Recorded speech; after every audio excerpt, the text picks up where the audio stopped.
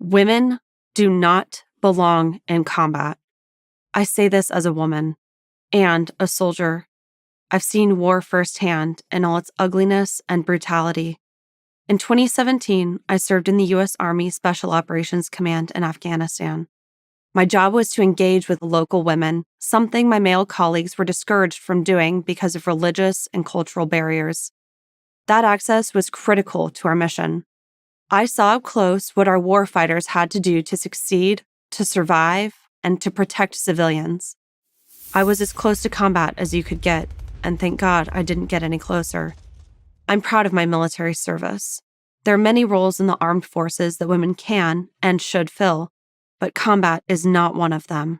Until recently, it was conventional wisdom not to put women on the front lines.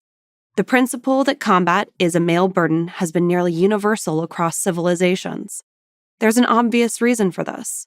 Men are, on average, stronger, faster, and more capable of delivering and withstanding extreme violence. That's not a stereotype. It's basic physiology. And common sense tells us a society that places women, the bearers of new life, on the front lines is not prioritizing its future.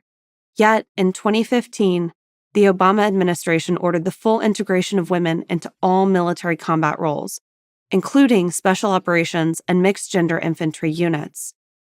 At the time, many of us in uniform knew this was a mistake, and we had the data to prove it. A U.S. Marine Corps study that same year found that all-male units outperformed mixed-gender units in nearly every measurable category. Mixed units had slower times in obstacle courses. Women were 6 times more likely to suffer musculoskeletal injuries than men. Women took longer to evacuate wounded comrades to safety. Where male Marines could do single-person lifts, female Marines often had to revert to 2-person drags, which were slower and less efficient. In war, those gaps aren't theoretical, they're fatal.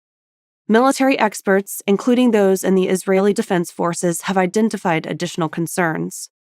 In mixed-gender combat units, the Israelis found male soldiers often shifted focus away from the mission to protect their female comrades, their natural instinct, even if it risked compromising mission goals. And there's another obvious problem.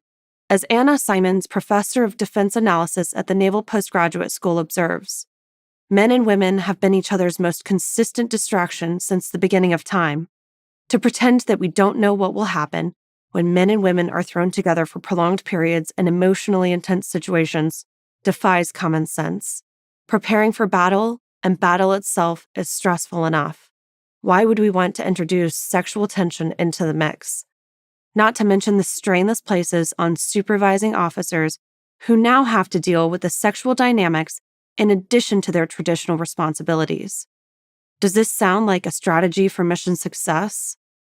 But all these warnings were ignored.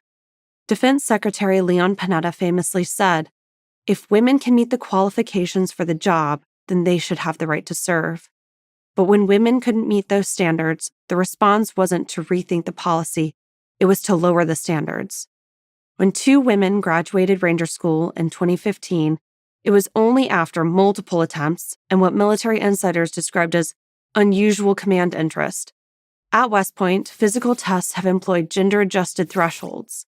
In the Army physical fitness test, male soldiers had to perform 84 push-ups in 2 minutes. Women, just 42. That's not equality. That's a compromise with reality that war will never make. The Pentagon, under President Obama, and then even more so under President Biden, prioritized ideology over effectiveness. The military, whose only purpose is to fight and win wars, was turned into a social laboratory. Valor knows no gender, Obama said. Maybe so, but strength, speed, and lethality do.